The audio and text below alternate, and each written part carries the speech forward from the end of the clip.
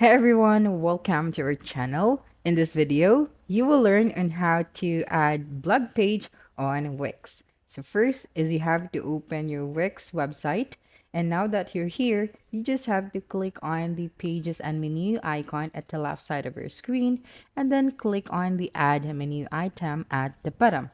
Now select the new page option, and then you'd be able to see these options right here the left side. So just click on the blog option and then click on the add Wix blog, and then just have to wait until the adding of the Wix blog is finished. And as you can see, I have successfully added the Wix blog page. So when you click on the blog page and right here and then click on the manage post, you can now upload your own post to your blog page. So you just have to click on the section and then click on the manage post, and then you'd be directed to this dashboard where you can upload or create a new post for your Wix blog page.